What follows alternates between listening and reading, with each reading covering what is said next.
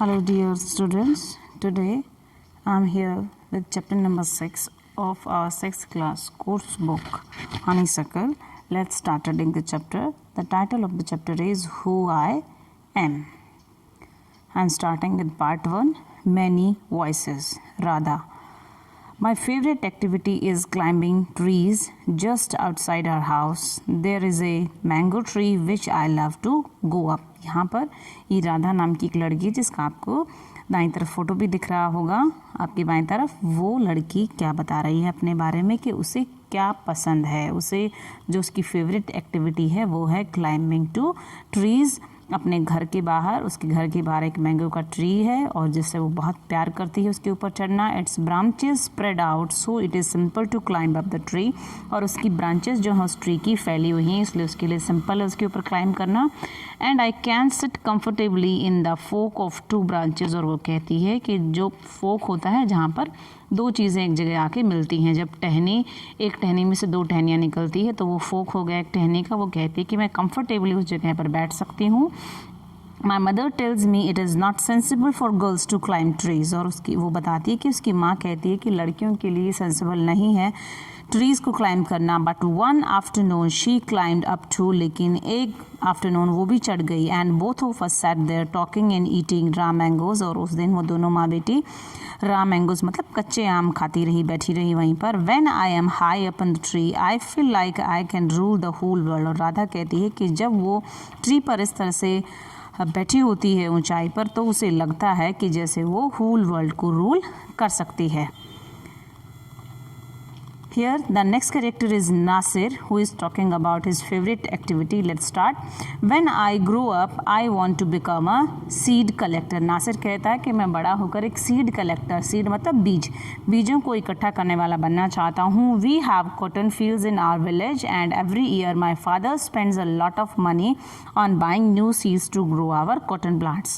वो कॉटन की खेती करते हैं, कपास की खेती करते हैं और वो कहता है कि उसके पिताजी काफ़ी पैसा खर्च करते हैं हर साल नए बीज खरीदने के लिए। My grandfather told me that many years ago he could collect the seeds from his own plants which could be sown to grow new plants during the next year. और वो कहता है कि उसके दादाजी ने उसे बताया था कि वो पहले क्या करते थे, अपने पौधों से ही बीज इकट्ठा करते थे और नेक्स्ट ईयर उनको प्लांट करते थे। But today that doesn't work, so we have to spend money to buy new seeds every single year. लेकिन अब ऐसा नहीं होता, तो हर साल उनको पैसे खर्च करने पड़ते हैं बीज खरीदने के लिए। I want to find out why that is so. मैं पता करना चाहता हूँ कि ऐसा क्यों है। I want to learn how to preserve seeds so that we can use them again and not spend money every year. और नासिर चाहता है कि वो सीड्स को प्रिजर्व करना, सुरक्षित रखना भी सीखे ताकि वो लंबे समय तक इस्तेमाल किए जा सकें। यहाँ पर अब नेक्स्ट जो कैरेक्टर है वो रोहित है। रोहित अपने बारे में बता रहा है।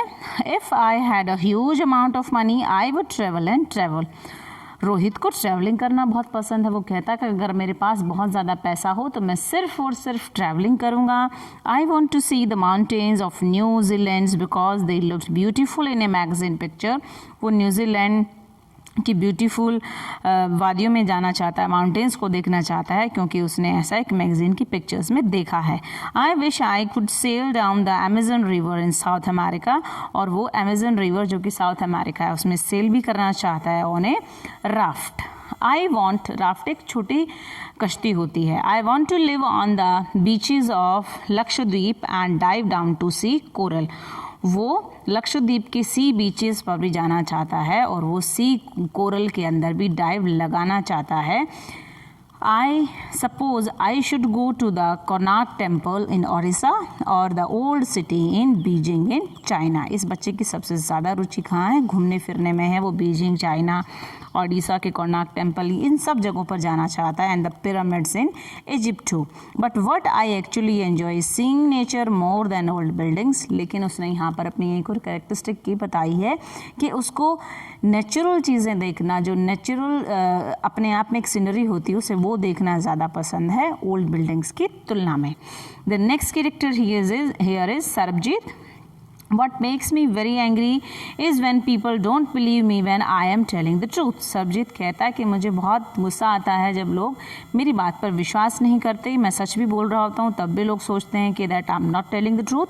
For example, if I tell my teacher that I couldn't do my homework because Ravi borrowed my book and forgot to return it, जैसे कि कई बार टीचर्स को आप भी बोलते होंगे ऐसा, और सरबजीत ने भी बोला होगा अपनी टीचर को कि रवि उसकी नोटबुक ले गया था इसलिए वो काम नहीं कर पाया, लेकिन मानते नहीं टीचर और वो भूल गए लेके आना. और I tell my parents that it wasn't me but my little brother who started the fight. और कई बार सरबजीत अपने पेरेंट्स को जब बताता है कि लड़ाई उसने नहीं उसके छोटे भाई ने शुरू करी है तो भी वो नहीं मानते.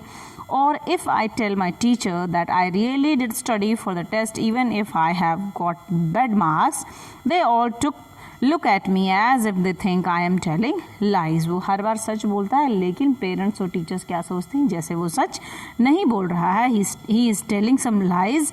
The look on their faces really angers me. Sometimes I have to look down at my shoes and count to 10 so that I do not show that I am angry. और कई बार तो उसे अपने जूतों की तरफ देखकर वो 10 तक काउंटिंग करता है ताकि वो अपने गुस्से को छिपा सके. The next character here is on page number 72 is Dolma. She is a girl. When I grow up, I am going to be the Prime Minister of India. और इस लड़की का इंटरेस्ट है राजनीति में, वो पॉलिटिक्स ज्वाइन करना चाहती है. वो कहती है कि वो बड़े होकर प्राइम मिनिस्टर बनना चाहती है भारत की. People always laugh when I say that but I am sure that I will do it. वो कहती है कि जब मैं ऐसा कहती हूँ लोग हंसते हैं लेकिन मैं ऐसा ज़रूर करूँगी. Every one in my class ask me what to do when they have a problem. और उसकी क्लास में हर कोई उससे पूछता है जब भी उनको कोई प्रॉब्लम होती है उसे सलाह लेता है. And my teacher always trust me when something needs to be done in school. और उसकी टीचर्स भी उसके ऊपर विश्वास रखते हैं. I want to make things better for every one. वो कहती है कि वो हर किसी के लिए चीज़ों को बेटर बनाना चाहती है. I want us to have good hospitals and roads and schools. I want to make sure that there are many good scientists in India who will invent cures for diseases and send a spaceship of Mars. और उसकी बहुत बड़ी सोच है इस छोटी सी लड़की की. वो करना चाहती है अपने साइंटिस्ट के लिए कुछ अच्छा करना चाहती है और वो स्पेसशिप भी भेजना चाहती है मार्स पर.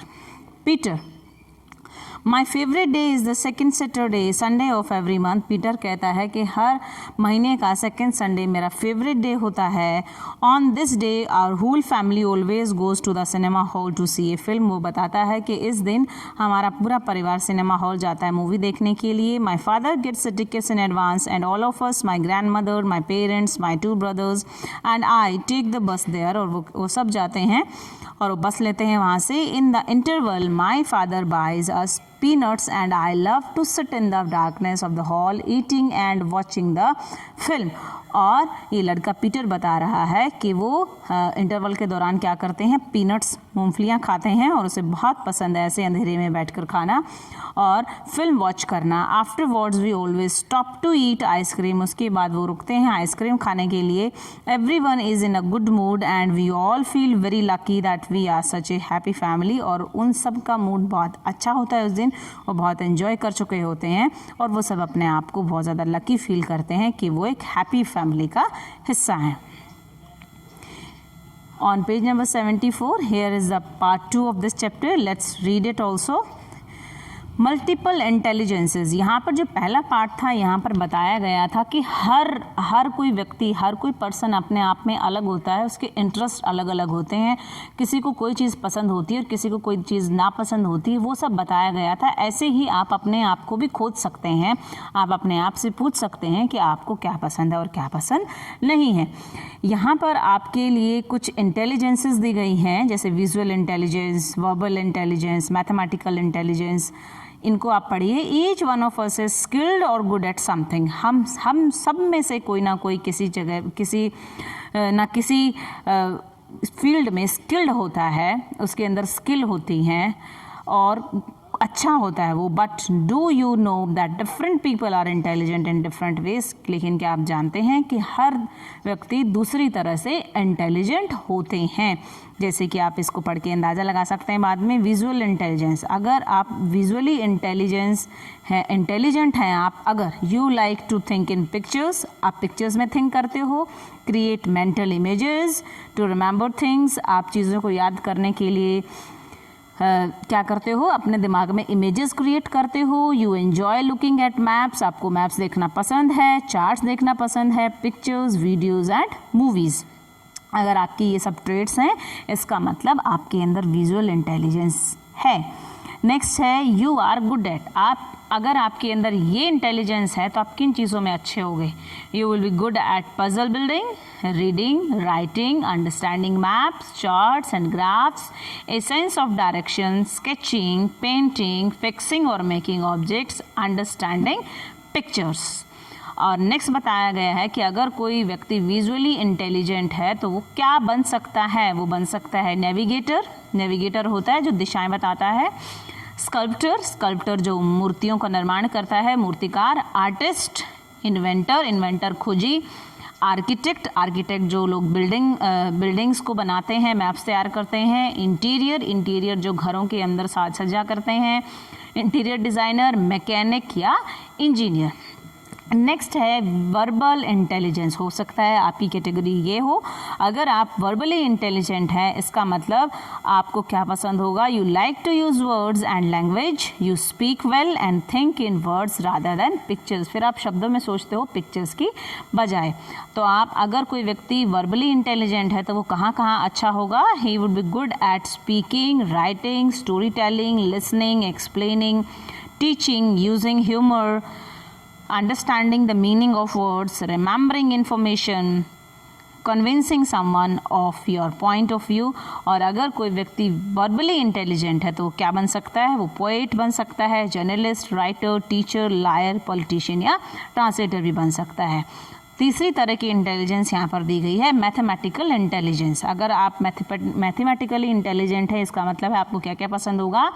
You like to use reason, आपको कारण यूज़ करना अच्छा लगता है, logic and numbers, always curious about the world around, आपको अपने चारों ओर क्या हो रहा है इस तरफ आपकी क्यूरियोसिटी होती है, हमेशा जिज्ञासा होती है। You ask lots of questions and like to do experiments. और अगर आपके अंदर ये प्रतिभा है, ये स्किल आपके अंदर है, तो आप कहाँ कहाँ अच्छे होंगे? You are good at problem solving, solving puzzles, experimenting, questioning and wondering about natural events, doing mathematics, calculation, working with geometric shapes.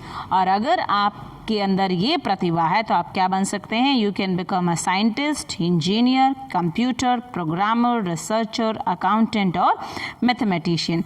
यहाँ पर आप अपनी जो प्रतिभा है उसको खोज सकते हैं और आप अपना भविष्य देख सकते हैं यहाँ से कि आप भविष्य में क्या बन सकते हैं।